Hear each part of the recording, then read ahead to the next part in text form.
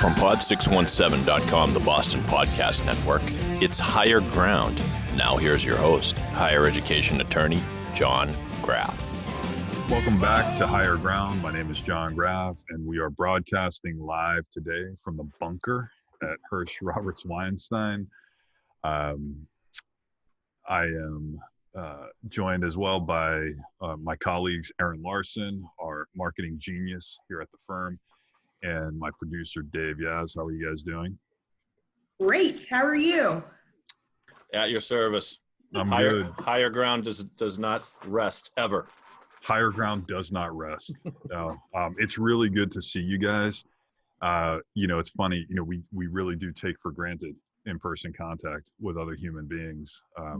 But I find myself getting excited even to see some stranger on the street and just be like, "Hey, man, how you doing?" February 7th of this year, last time we all got together, we were talking about COVID-19, the novel coronavirus. It was a great episode. We had a lot of people interested in that. Specifically, you'll recall we talked about two things. One was planning for an illness crisis. The other, we spent a lot of time talking about planning for a xenophobia crisis. And at the time, specifically, we were talking about xenophobia directed toward Asian community members on campus. Now, at the time, I think I had predicted that the xenophobic read discrimination threat would be the biggest threat at the time presented by the coronavirus. Obviously, I was off. What's that? You tried. I tried. I did try. We're never going to really know at that moment in time what was the biggest threat. It's a highly dynamic situation in which the nature of the threat that began with the virus continues to redefine and reinvent itself. So following the format we rolled out back in February, where we talk about what's happening, why is it happening, what's likely to happen next, we're going to follow up on the February 7 episode with some current events and what it means for higher ed. And we frame that discussion in that way in order to get good information and analysis and practical takeaways out to the higher education community, particularly decision makers, to help them frame their thought and decisions in real time. So what's been happening? This is a media storm unlike anything I've ever seen in my life. Oftentimes in the midst of crisis management and response, which I've talked about, I've done a fair amount of in my career, we're trying to evaluate intelligence in real time, and it's very fluid. We'll think we have our heads wrapped around something, and then we'll get a new fact in that completely changes the way that we look at everything. So guys, jump in, because I'm probably not even completely current on all of the media. But just to frame this, first, we have something that starts out as a distant medical threat. And by distant, I mean all the way across the globe in China. It starts to spread. And as it's starting its spread, we start to become more afraid of the discrimination or xenophobia threat, right? Then the spread itself overwhelms the concern about the discrimination, because now it's just everywhere. And, it's not really relegated to the Asian population, as we are quickly reminded that illness does not discriminate. It will just take anybody in its path, right? Later on, we move toward the reality that our healthcare system is not prepared to handle a surge in coronavirus patients. I say it that way because we've probably always known, and I just saw some news, I have them pointing towards CNN, you can't see it here, some kind of indication in the White House as early as 2018 that we weren't ready for a pandemic of this scale. Nevertheless, what we are aware of conceptually and what we are actively thinking about and prepared to handle in the moment can be two different things. So what do? We start trying to flatten the curve, and in doing so, inadvertently risk crushing our entire economy. There's no political judgment in that. That may just be what is necessary to deal with the medical threat. I don't know. I have to defer to the medical wisdom out there, and everybody's saying that, distancing socially is the way to go. And I phrased it that way because I'm getting so tired of hearing the term social distance. And that's why we are where we are today. Nevertheless, I think we're looking at two types of pandemics here that will impact higher ed in a big way for years to come. One is the impact of the illness itself.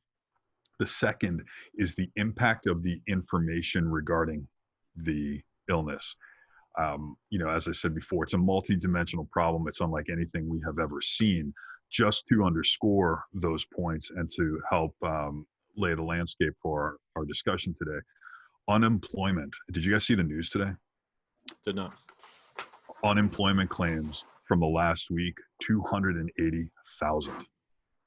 Wow. Up 70,000 from the week before. So that's 490,000 unemployment claims in the course of 2 weeks' time. That's 500,000 people in America who are unemployed. The markets are completely hit, the commodities markets. There's a massive drain on healthcare everywhere. The influx of coronavirus patients is creating a jam in the system, and as a result, we can't treat them sufficiently or in rapid succession, while also treating people who go to the hospital for other reasons, that are unrelated to coronavirus. We're hearing reports that what was already a very heavy reliance on technology has become a full-on dependence on it for survival. By way of example, look at what we're doing right now.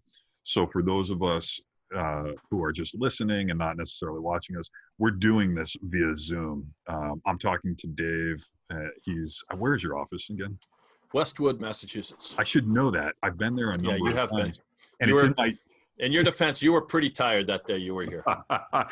It was in my GPS. And Erin's talking to us from somewhere remote. Beverly, Massachusetts. Beverly, up north. Yep. But we are just, three people right now having a discussion over the internet, and there are gazillions of people doing that very thing right now. The funny thing about survival, right? So it's sort of an amorphous concept.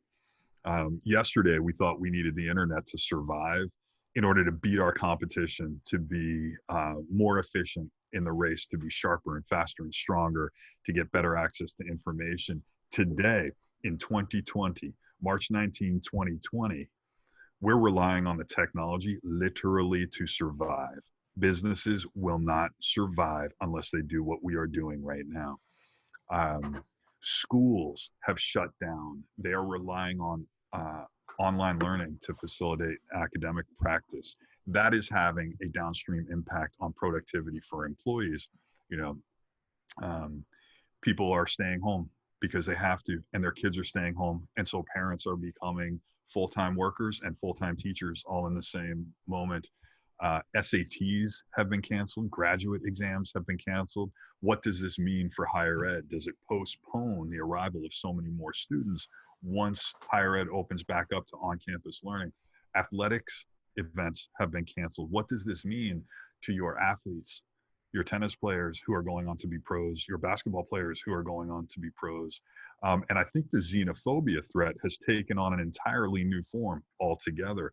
We're now afraid of everyone around us.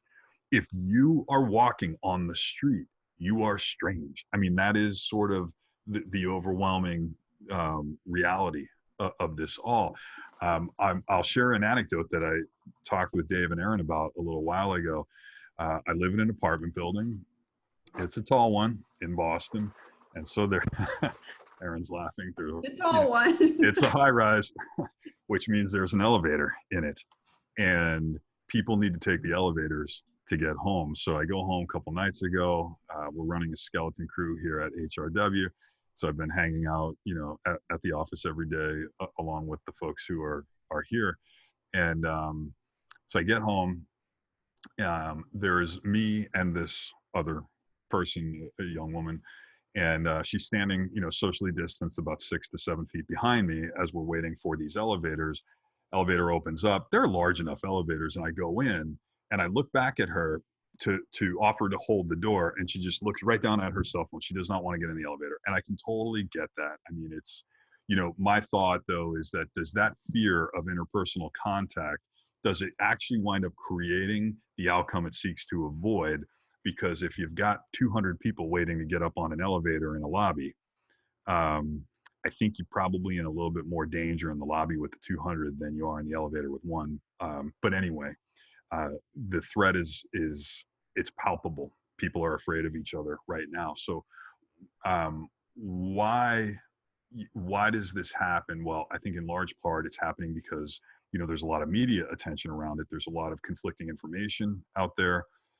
Certainly there are some things that are presented in context and then out of context, and we have to absorb all of this.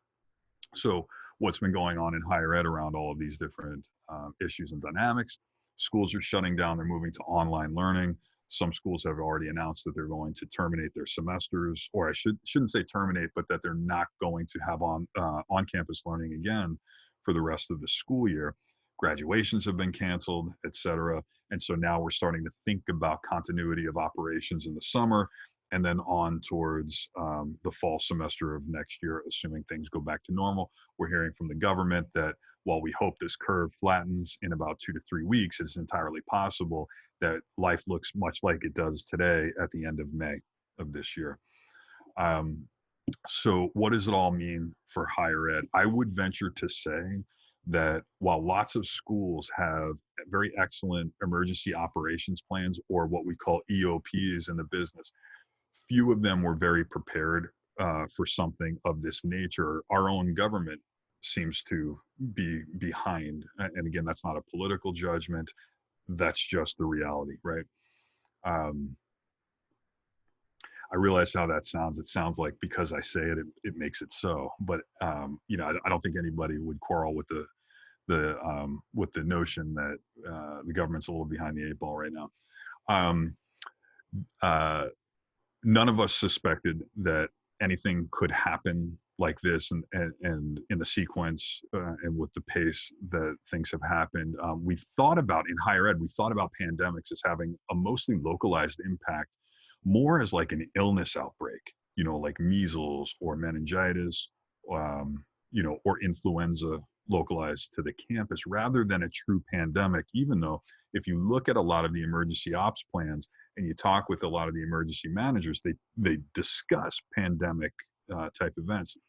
So this has overwhelmed higher ed in a very big way. And I have to compliment the institutions I've been working with and others that I know about who really have done a very good job of trying to get their heads wrapped around things, you know, deploy their emergency operations teams and resources effectively, and have done a great job. And then have done a good job of messaging to the community, which we'll talk about in a little while. All of this, as I'm talking about it, I'm just thinking about that scene. Have you guys seen the movie The Perfect Storm with George Clooney, Mark Wahlberg? Oh yeah. Oh yeah, right. So there's a scene towards the end, and George Clooney, like, you know, they decide they're going for the banks and they're going to get out there and they're going to fish, and there's that massive tidal wave that comes on, right? Or I call it a tidal wave. I don't know really what it is, but massive wave that comes up, and George Clooney is leaning hard on the throttle of that boat. He's trying to get up over that wave.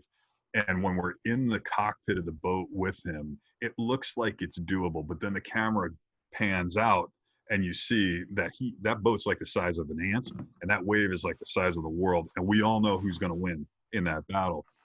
You know, he's so desperate that he thinks the louder he yells at the throttle in the window and the wave, the more likely it is that the boat is going to get over it. Okay.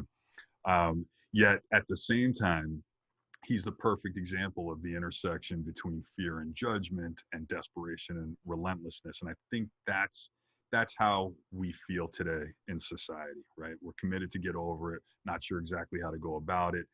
So how do we reach a point as higher ed in this where we're able to actually start to plan for success when life as we know it seems to have changed so radically? I would suggest that we look at this as a problem like any other. You know, it is constantly evolving, but it can be defined. It is enormous in its scope and its impact, but we have resources in higher ed to tackle big issues. We just need to be creative. And so first, what we need to do is break this down into its most basic form so we can get our understanding here. a crisis is designed. I'm sorry, it's defined. It's not designed, right? That would be terrible. It's defined by 4 core characteristics. One, there's a threat. There's a threat to the health or survival of an organization, which we clearly have here on every level, from the smallest to the largest businesses in the world. 2, a crisis comes on, or the threat comes on by surprise, very suddenly. Otherwise, it wouldn't be a what? A crisis. Thank you very much, team. 3, it requires a decision on a very short time frame. Otherwise, other events happen in the crisis matrix, and what we had originally understood as our problem set is no longer our problem set, and we become even further behind. But most importantly, I want to point out that the 4th common element of a crisis is that it ends. It always ends. Okay, all crises come to an end at some point, and we really need to help remember that, to help us avoid the type of panic that we're seeing in a lot of other circles right now. We need to think of a crisis as a fluid event, which the media is a constant reminder of the fluidity here. Often when we think we've got it nailed down, the crisis has a great way of reinventing itself and circles back around for you, sort of like a virus will do. You know how viruses will mutate over time.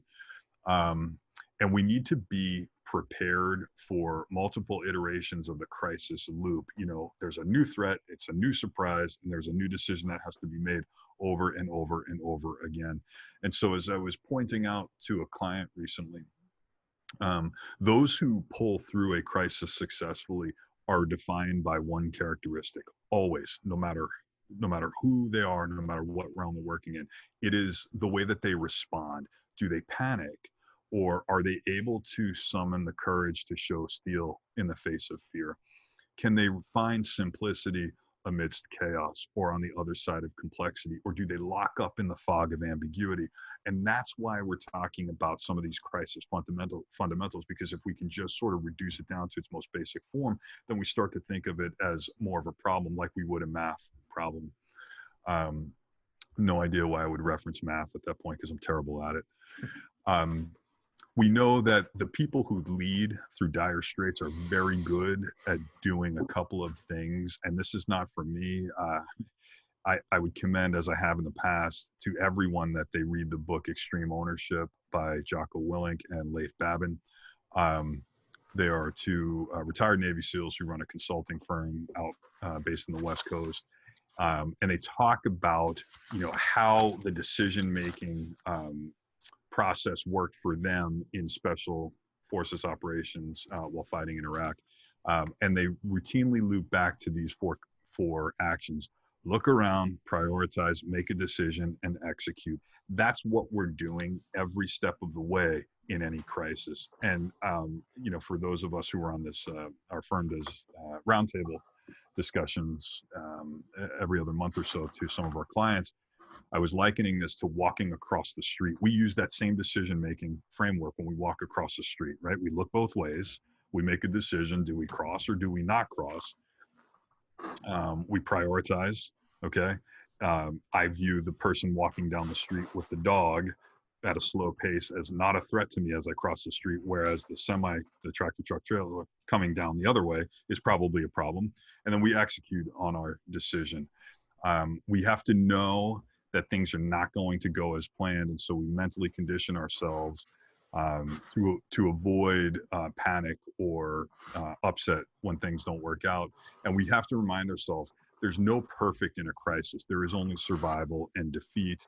And our good leadership teams and the good crisis management teams internally at the institutions that are going to lead their teams through a crisis, they're all going to undertake a few of the tasks that I'm going to read through right now.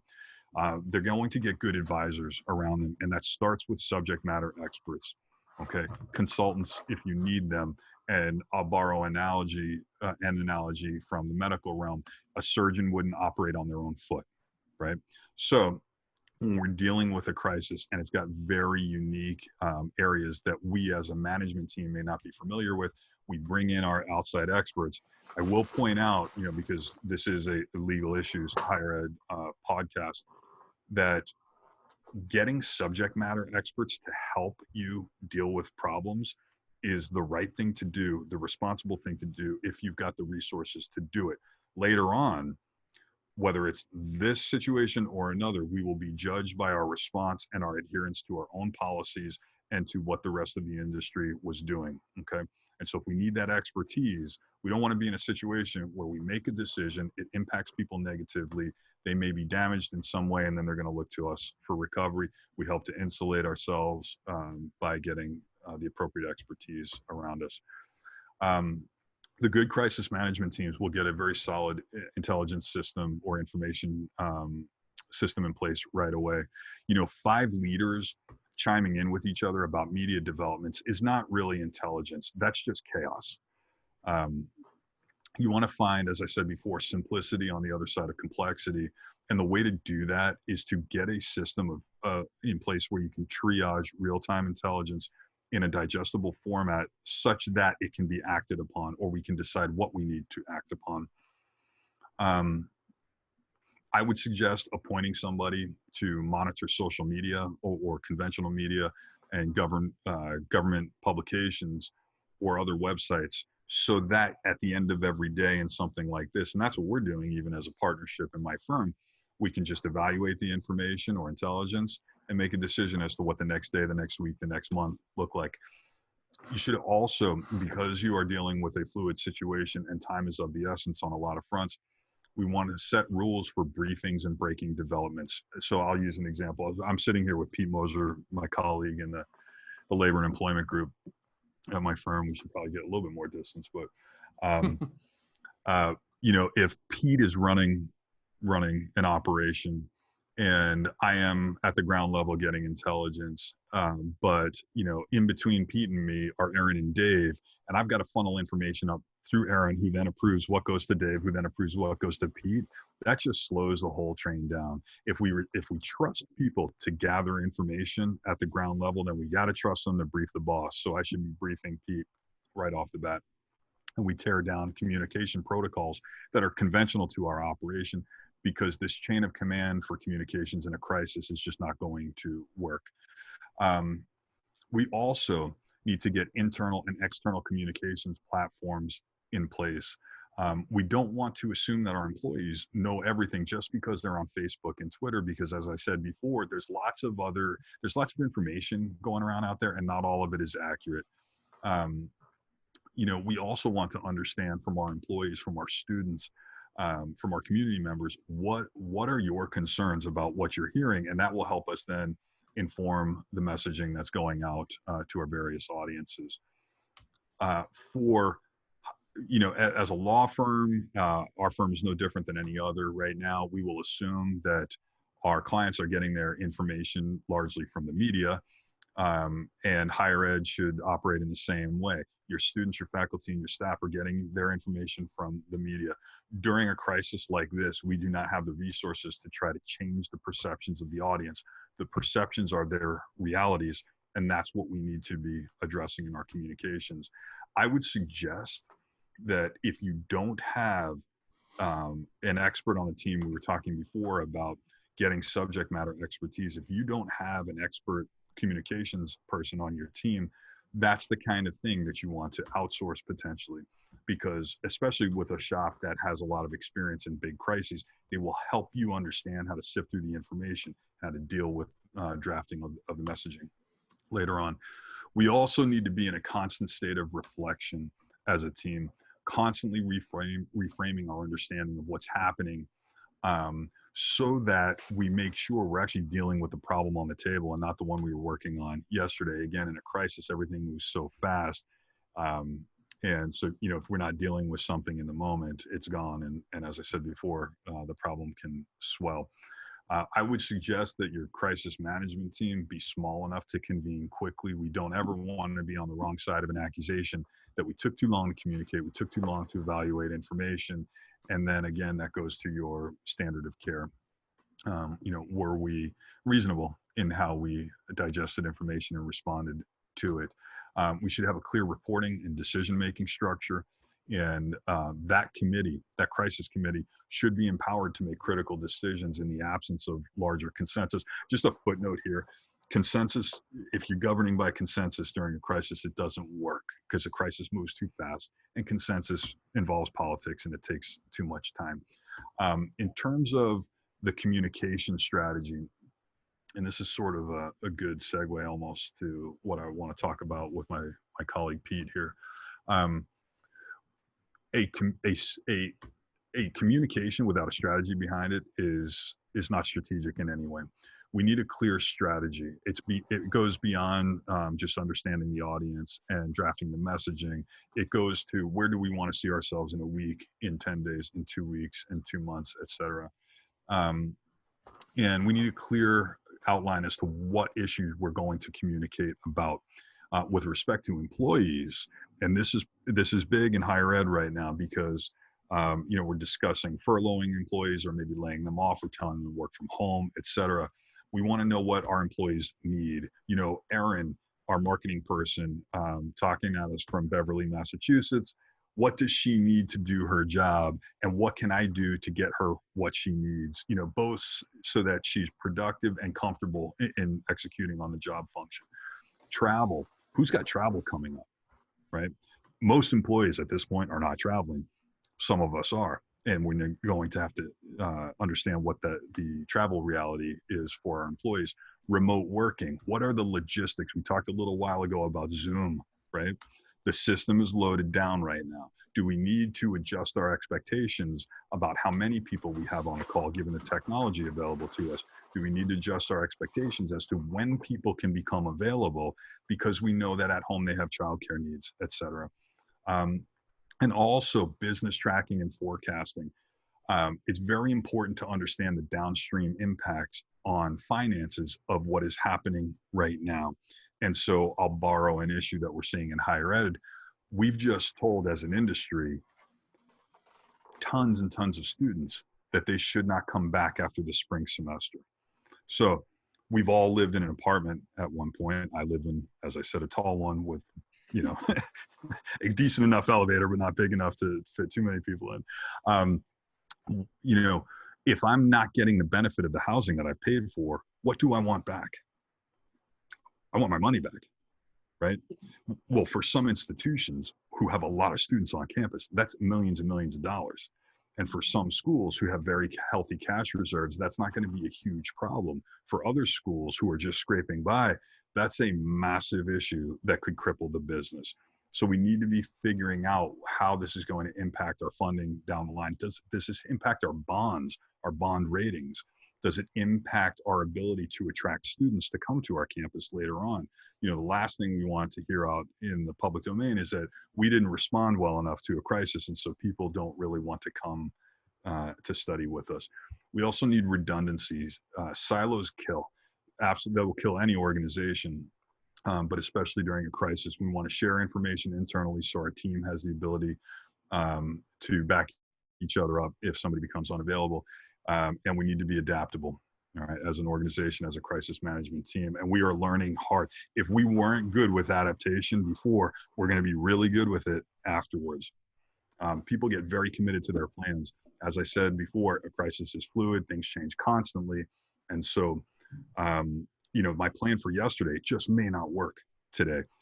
We've got to be able to pivot on very short notice and to be secure enough in our judgment that we can completely abandon prior plans. I would suggest that creativity would be very helpful right now because we've got some unique problems that we're up against. It's not even too early to think about how this might translate to growth of our organizations later on. And everything that we do right now needs to be enterprise focused. There's no one aspect of higher ed that's going to be unimpacted by what happens in another person's lane. If I can make a prediction, the what's likely to happen next out of all of this on the operations side, I would say that there is going to be a surge in demand for what we call after action reviews. That is where we've come through and are now on the back end of a crisis. Things have calmed down. And we need to take a hard look at how our system functioned. I think that every single school, every grade school, high school, college, university, community college, whatever kind of institution you're running where you're educating students, you should be doing an after action review when this is all over, because you will learn. There's no school that has done this perfectly. You will learn about this from your experience. And then again, as I talked about standard of care and industry standards later on, you're going to be judged by how much you improve based on your learning here. I don't usually do this. I'm pretty sure I have offered on the podcast before that, we're here to help you. I will make a more overt plug here. These are big situations. If you are in over your head in your management of this, you should definitely reach out. We may be the right outfit for you. We may not be. We have a large network. We can get you up and running with the right people. So don't be shy about picking up the phone. And it's not too late if you're in that crisis management space. Just waving goodbye to Aaron Reed, our managing director, good soldier. If you're in that crisis management space on a team right now, we're very far into this, but it's not too late to actually, get some outside help here, and we're here.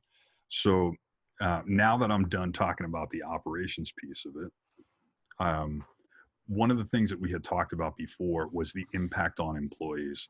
And so, as I said, Pete, you were outside the room at the time, but jobless claims are up 490,000 in the last 2.5 weeks alone. And it's probably going to get worse. And so the coronavirus impact is crushing companies large and small right now. And so I'm glad that you're in the office today. Hope I see you tomorrow.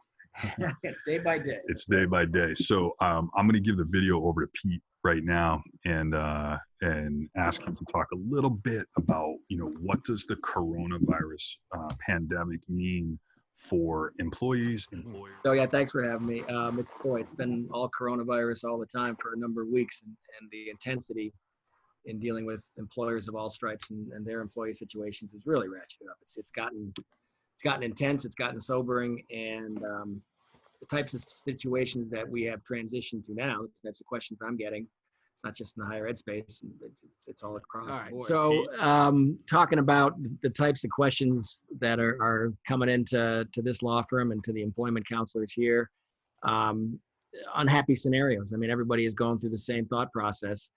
Businesses, demand is dropped off the cliff. And the question is, we have to let go employees. We have to flex down. How do we structure a furlough or a layoff? Does it matter what we call it?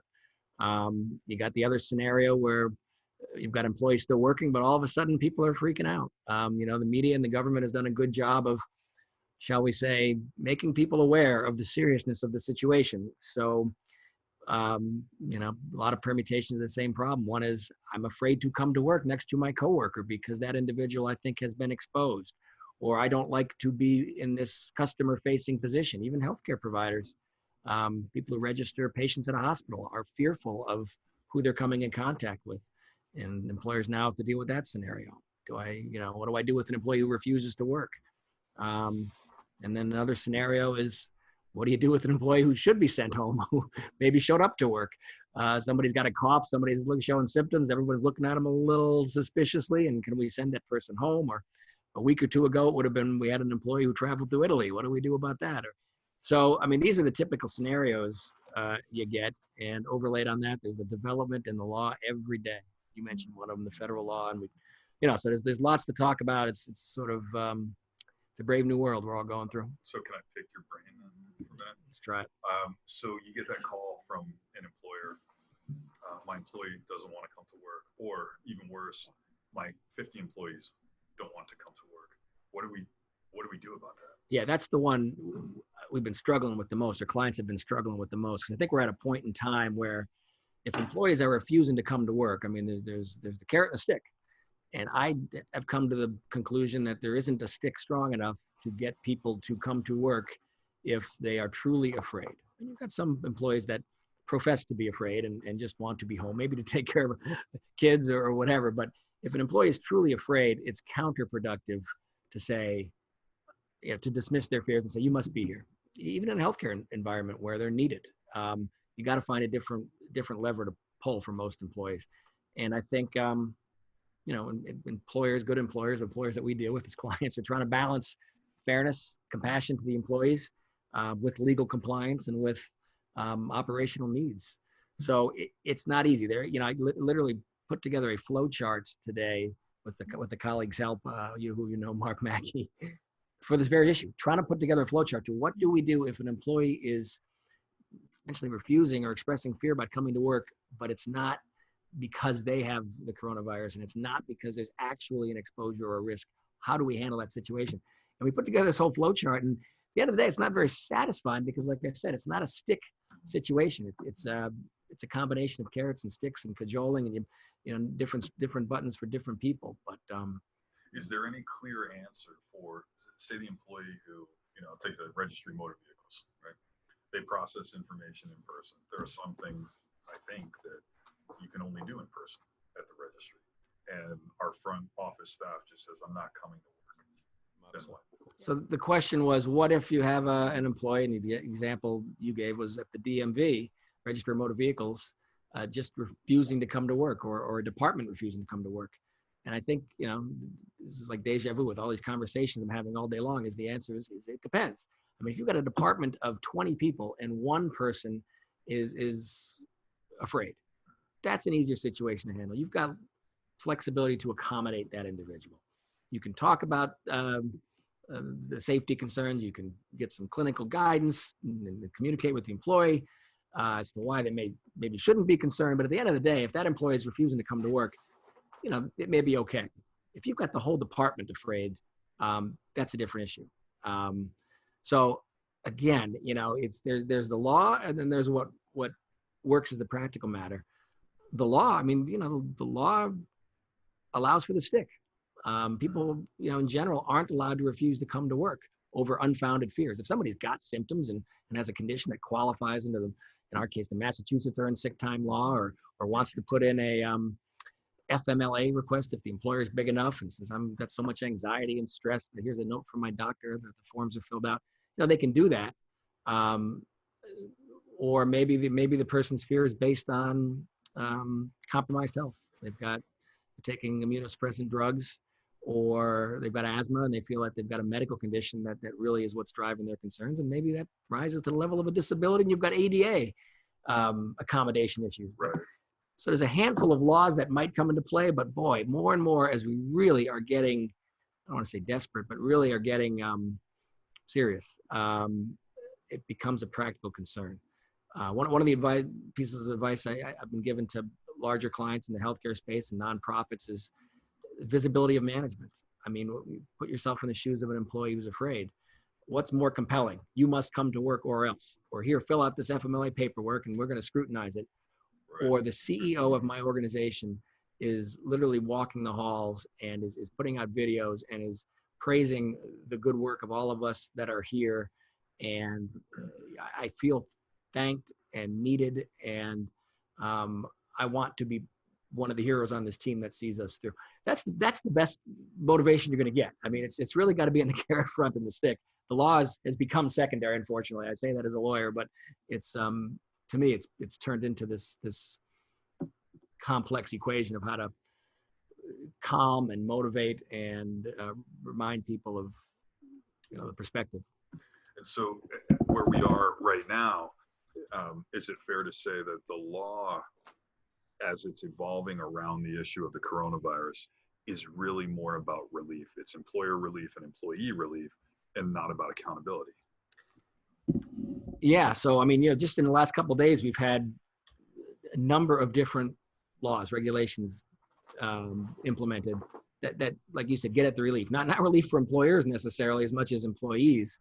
And so today was the big one. By the time this podcast gets published, there'll be something new. But at the federal level, a law was passed, the Families First Corona Response Act. And it, in theory at least, provides two avenues for employees who are out of work due to coronavirus-related issues to get paid by their employer, who then gets a tax credit. So that's relief to the employee. That's allowing employees to not be at work and entitling them to that leave and giving them pay. And we're also seeing this on the unemployment front because so many employees are getting let go or furloughed. And there's a stopper usually with unemployment because you need a week's waiting period. Well, now in Massachusetts and the federal government is motivating this conduct by all states to get rid of that 1 week waiting period and to get rid of the normal requirement that you must be actively searching for a job to get unemployment benefits. So you're right. We're seeing a lot of developments. It's day to day, but it's on the relief to the employee front more so than getting people to work, keeping people at work. Although I will say this, this new law that on the federal level that entitles people to take leave, paid leave, simply because your child is out of school because the school closed. That's everybody. That's a lot of people. And to have an employer be responsible for up to 12 weeks of paid leave just because the school closed is a big deal. Particularly if we're relying on people to be the frontline healthcare defense. There is an exception for first responders for healthcare employees. So there's a lot of relief. It's not a lot actually because it doesn't cover a lot of employers, but there's relief being provided legislatively at the state and federal level, but it's limited, and again, it's relief to the employees. The employers are still struggling, I think. Yeah. So what happens then, say 12 weeks from now, the conditions have not abated and now everybody's leave is expired. What next? Is there more legislation? Is there some other remedy that employees are going to be able to look to? So nobody knows. And I think everybody's taking it a couple weeks or a week at a time. I mean, when I've been talking with employers, again, of all stripes, for-profit, nonprofit, human services, healthcare, transportation, you name it, they're all trying to figure out how to flex down with their workforce significantly. We've been talking about 2-week furloughs a lot, and we will reassess the situation in 2 weeks or 3 weeks or whatever is realistic. They shut down all the construction projects in Boston recently. So if you're a subcontractor, I mean, you're hoping that's going to come back online. Restaurants, they shut down all the restaurants in Boston, at least the dine-in feature till April 5th, I think. Well, that's a couple weeks away. You don't want to lose your whole workforce, and you're hoping to come back. So employers are saying, look, we're going to take this at a 2-week chunk. It's changing by the day. You are going to remain our employee, remain on the payroll for all that means in terms of benefits and such, and we will let you know in 2 weeks whether we're going to extend the furlough, whether we're going to convert to a layoff, whether we're hopefully going to recall partially or fully. And there's advantages to doing it that way within the law too, calling it a furlough. But I don't know that anybody is thinking 12 weeks ahead and going, we got this figured out. Here's what's going to happen in week 13. Right, It's 13 hours seems to be a great length of time these days. Yeah. Help us understand a little bit about employee furloughs, if you would. What does it mean? Because not everybody that's listening will be involved in the HR function or even in the legal counsel function. What does it mean to be a furloughed employee, and what can employers expect now around the furloughed employee? So furlough, I look at it like sort of a leave of absence. It's distinguished from a layoff. And some of it's semantics. I mean, either way, somebody's out of work and not being paid by the employer, most likely. But to me, the furlough designation is more consistent with how employers are currently feeling. We are hoping to get back in the groove in a couple of weeks. We want you to be returned and keep you part of the family along the way. And if we lay you off, it's a separation. It severs the employment relationship. And what that can mean, for example, is you're off the payroll. If you want to continue your health insurance, it's going to be through COBRA. Whereas if you're a furlough, you're still in the family, you're still on the payroll, you're still an employee, you're still getting tax advantaged health insurance benefits, retirement benefits. So maybe you have accrued time that you can apply to the furlough. Well, then nothing changes. You're getting 100% pay, you're using your accrued time, but retirement contributions, I assume, still go through, and healthcare contributions are coming in, tax advantaged. So the furlough allows you to do those things. And we are of the view, at least today, we've been in contact with the AG's office to confirm that a furlough is not a discharge for the wage and hour law purposes, which is, if you discharge somebody, you got to give them all their accrued vacation time. You could have 100 employees you're temporarily letting go, and if they've all got a couple hundred hours of accrued vacation time, that is a huge financial hit. And so to be able to say, look, you're going to save that time. You're going to be back in 2 weeks, 3 weeks, we're hoping so. You'll still have those banks of time. And during this furlough, you can collect unemployment. We don't have to pay out your accrued time and break our bank. You'll keep it when you get back. You'll still get paid through unemployment. In a layoff, it's a severance, a separation rather, and you've got to pay all that accrued time out. So that's a quick walkthrough of some of the issues on layoff versus furlough, and why I think a lot of people in the moment are saying short-term furlough, defined duration. Let's wait and see. Yeah.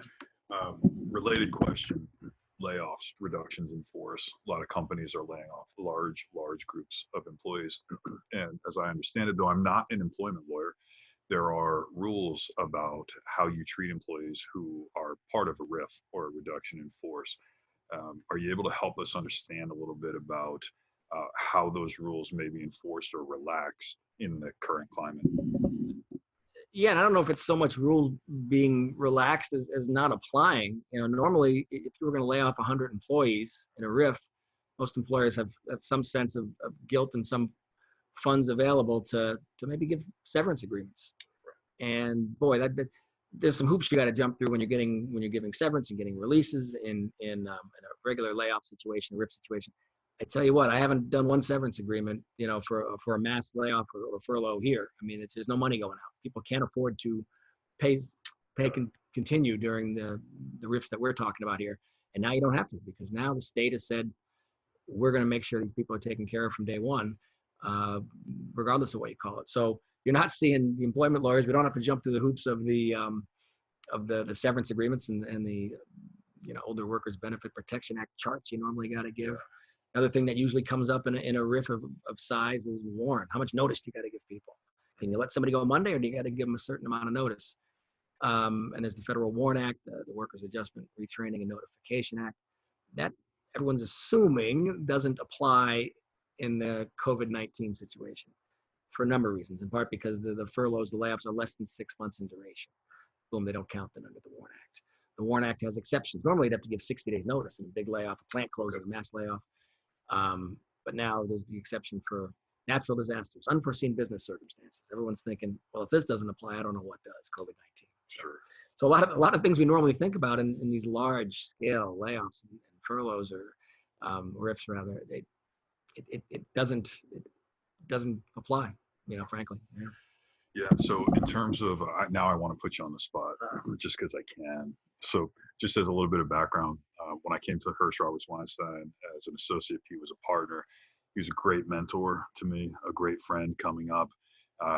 But now I get to put him on the spot. Predictions about developments in mass state law. Any that you want to offer? Well, I don't want to do a punt completely, but I've given up predicting on this stuff. I mean, it's really, I've been surprised on a number of levels with this whole situation. I wonder if, I'd like to think the waters are going to be calm on the legislative front for a little while now that we've had the federal legislation enacted. Now that the unemployment situation in Massachusetts is solidified, I guess I would say this, maybe more on the federal level. The new federal law that just came out, hot off the press, only applies to employers with fewer than 500 employees. And to some extent, only if you've got more than 50, you can get a waiver if you're less than 50. That's a narrow band. That, so I'm told, covers maybe half the workforce, or probably less. So what you might see, and there's a lot of people upset with that, that the largest employers aren't covered by this. So I suppose you could see some gap filling legislation to really address all these employees and employers who aren't covered by what we've currently seen. Okay. What can you point our listeners and our viewers once we post this up on YouTube to some good government resources for information on developments in the law? Yeah, it's all about developments in the law. I mean, the CDC is everybody's definitive source, and you see a lot of guidances come out by the day, and you can get on these email updates. But so the Attorney General of the Massachusetts Fair Labor Division just came out with the FAQ today. You can get on their updates. Department of Labor has their updates. The EEOC just came out with a new guidance today on pandemic preparedness, updating an old one they had. So these agencies are coming out with these guidances, and a lot of law firms like ours keep clients updated as to when these things come out. So is that the question? Yeah. It was about what are the resources people can look to. So yeah. It's funny, the EEOC is very deferential to the CDC. So people really look to the CDC as sort of the definitive source of what to do, what employers should do. The EEOC oversees the Americans with Disabilities Act. So it's how do you treat an employee who's experiencing COVID-19 symptoms? What questions can you ask an employee who might?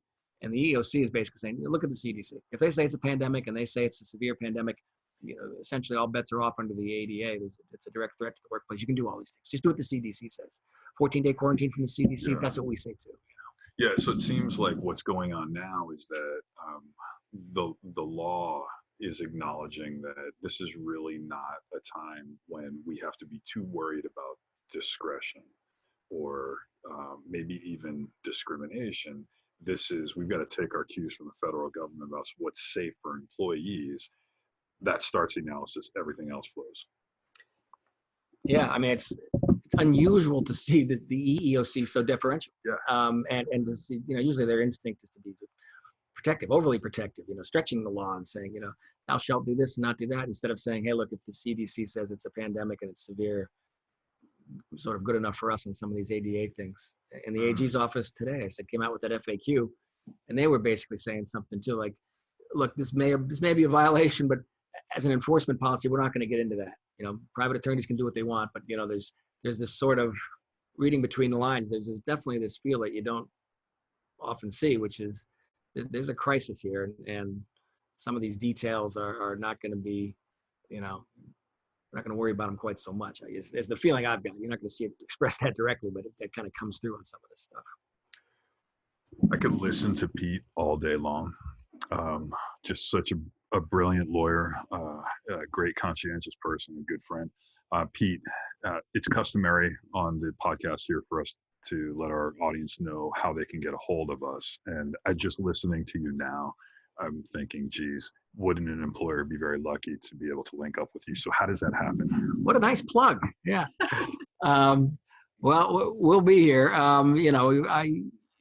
Direct dial, is that what we're talking about? Direct dial, yeah, email. I'm at P Moser, PMOSER at hrwlawyers.com.